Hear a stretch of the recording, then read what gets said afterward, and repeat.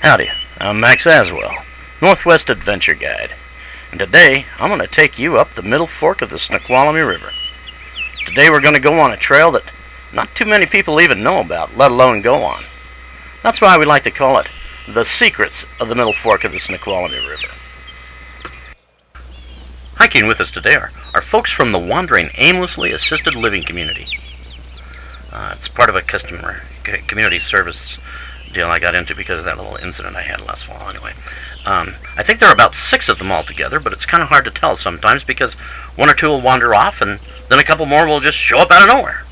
Anyway, they've all asked not to be shown on camera, and I've agreed. I really love these folks, and I'm sure you do too.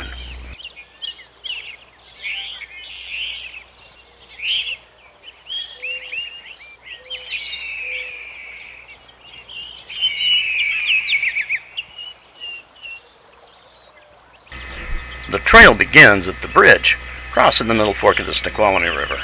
Only we're not going this way, we're going this way. Now when we get to the other side of the bridge, we see a sign that clearly says turn left. Well, if you turn left, you're going to see a trail. It's very well marked, beautifully maintained. It goes about 7 miles up to a place called Goldmire Hot Springs. Well, we don't care much about science because we're going to go the other way, on a trail that isn't well marked, isn't well defined, and isn't taken care of hardly at all. As you can hopefully see, the trail zigzags its way across the forest floor with seemingly no destination in mind at all. Just follow your feet and you'll have no trouble staying on the right path. Unless you can't find the path, like I can right now. Oh brother, this is ridiculous. I'm gonna have to get a stick and make an Indian compass. Oh, it's okay, really, no, really, an Indian compass or something, if I can't find it. Oh, hey, I found a stick here. I'm going to make an Indian compass, and this is going to make it a lot easier to find the trail. So let's give it a try again. All you need with an Indian compass is just hold it in your mouth and take off, and it'll take you where you need to go. Now, it says here to go right. Let's see if that's right. Is that right? Yeah, the stick says turn right, and you know what? It is right. So here we go. Now, the trail, after we followed it for a little bit, comes right to the river, and it looks like the trail ends there. But does it? No, of course not. The trail actually is where we're supposed to go, is actually behind you. If you'll look over there, see? Can you see it to your right? It's barely indistinguishable. But that's the trail that we're going to take. And you know, when we come out to the other end, we're going to see a marker like this on a tree. Now, we don't want to put a lot of markers in the forest because it'll turn the forest into a used car lot.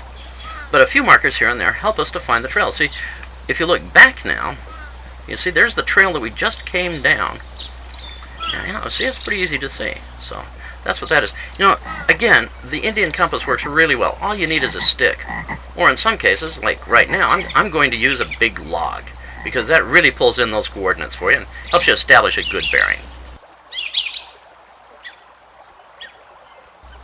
Pretty soon, the trail comes to what looks like a pond.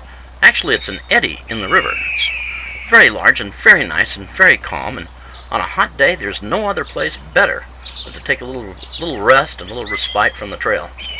And you know, not only that, if you go a little bit further around the edge of the pool, like I'm doing right now, you'll see that there's a great sandy beach right here. I'll tell you, it's just like being in Mazatlan. And not only that, it's laden with a special kind of stick, like this one right here.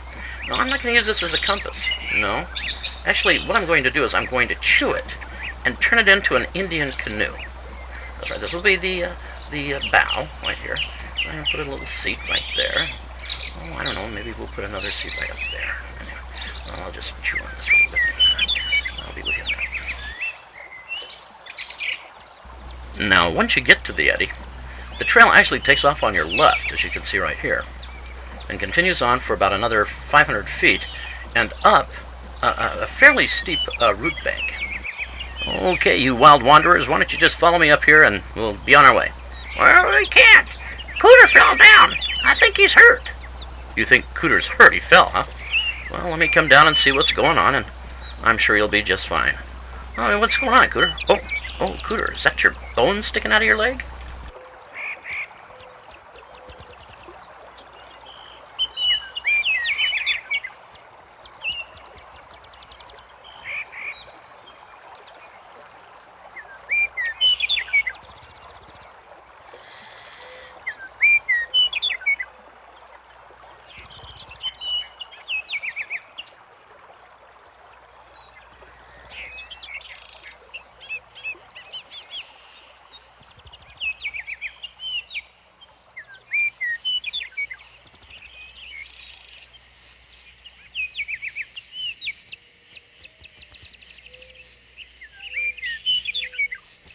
Well, I don't know about you, but after that little cooter mishap, I think we could all just take a break and enjoy the pretty scenery for a few minutes.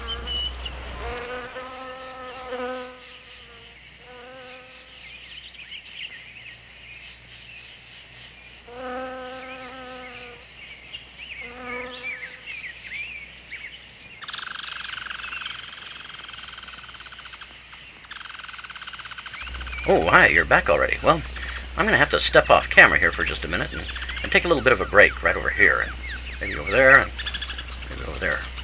Oh, I'm sorry, Cooter. I didn't see you. Here we go. Boy, I feel much better now. All right, you happy wanderers, let's get going. Come on.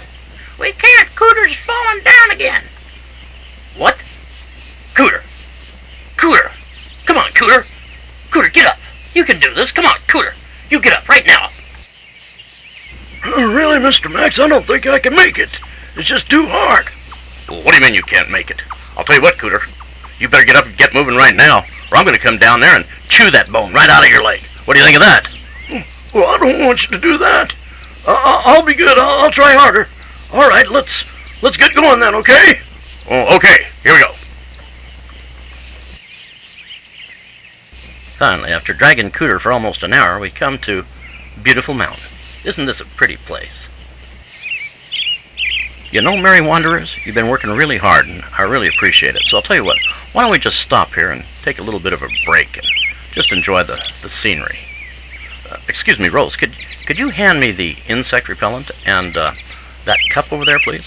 Oh, thank you very much.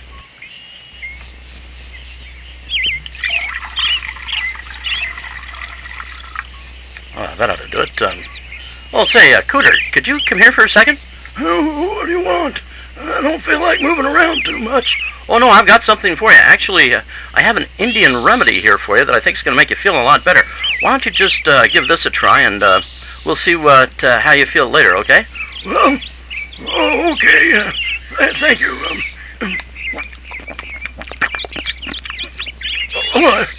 I believe I do feel better.